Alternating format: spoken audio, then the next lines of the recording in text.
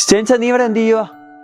ഞാൻ നമ്മുടെ ക്രിസ്മസിന്റെ പരിപാടിക്കുള്ള ഒരു ക്രിസ്മസ് ട്രീ ഇങ്ങനെ തപ്പായിരുന്നേ. എന്റെ സ്റ്റേൻസ്, ഈ കഷ്ടപ്പെടേണ്ട കാര്യമുണ്ടോ? കഴിഞ്ഞ വർഷത്തെ റെഡിമെയ്ഡ് സാധനം ഇല്ലേ, അതെടുത്ത് വെച്ചാ പോരെ? എന്റെ ജോർജിലിനെ ഒരു ക്രിസ്മസ് ട്രീ എന്ന് പറഞ്ഞാൽ അതിന്റെ പുറകിൽ ഒരുപാട് ചരിത്രങ്ങളും ഒരുപാട് പാരമ്പര്യങ്ങളൊക്കെ ഉണ്ട്, അതറിയോ?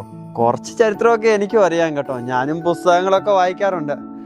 പക്ഷെ എനിക്ക് കൃത്യമായി ഇതിന്റെ ഉത്ഭവസ്ഥലം എവിടെയാണെന്ന് അറിയത്തില്ല. പക്ഷെ ജർമ്മനിയാണ് എന്ന് പറയപ്പെടുന്നു. അത് ശരിയാണ്. അതുപോലെ തന്നെ യൂറോപ്പിലുള്ള ആളുകൾ മഞ്ഞുകാലത്തും അതിനുശേഷവും പച്ചപ്പ് കെടാതെ നിന്നിരുന്ന വൃക്ഷങ്ങളെ ദുഷ്ടാത്മാക്കൾക്കെതിരെയുള്ള ശക്തിയായും അതുപോലെ തന്നെ നിത്യജീവന്റെ പ്രതീകമായും കണ്ടിരുന്നു.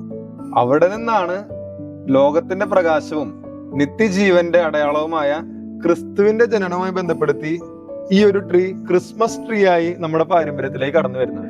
നമ്മൾ ഈ ക്രിസ്മസ് ട്രീകളൊക്കെ ഒരുപാട് അലങ്കരിക്കാറില്ലേ, അതെന്തിന്റെ പ്രതീകമാണെന്നറിയോ? കുറച്ചൊക്കെ എനിക്കറിയാം. നിരന്തരം ആകാശത്തേക്ക് വളർന്നുകൊണ്ടിരിക്കുന്ന മരങ്ങൾ സ്വർഗരാജ്യത്തിലേക്കുള്ള ചൂണ്ടുപലകയായി നമുക്ക് കാണാൻ സാധിക്കും. അതുപോലെ തന്നെ നമ്മൾ ക്രിസ്മസ് ട്രീയിൽ മാല ബൾബുകൾ തൂക്കിയിടാറുണ്ട്. അത് ദൈവസ്നേഹത്തിന്റെ വെളിച്ചമായി നമുക്ക് കാണാൻ സാധിക്കും. അതുപോലെ തന്നെ നമുക്ക് ക്രിസ്മസ് ട്രീയിൽ ധാരാളം സമ്മാനങ്ങൾ കാണാൻ സാധിക്കും. അത് ദൈവസ്നേഹത്തിൻ്റെയും പരിപാലനയുടെയും ദൈവ അനുഗ്രഹത്തിൻ്റെയും സൂചകങ്ങളായി നമുക്ക് കാണാൻ സാധിക്കും.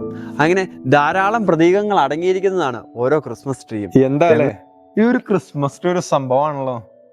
അതെ അതെ, ഈ ക്രിസ്മസ് കാലഘട്ടത്തിൽ നമ്മുടെ വീടുകളിലെ ക്രിസ്മസ് ട്രീ ഒരുക്കുമ്പോൾ ദൈവസ്നേഹത്തിൻ്റെയും കരുതലിൻ്റെയും പ്രകാശം നമ്മുടെ ഹൃദയങ്ങളെ നിറയ്ക്കുവാൻ നമുക്ക് സാധിക്കട്ടെ. ഏവർക്കും ഹാപ്പി ക്രിസ്മസ്.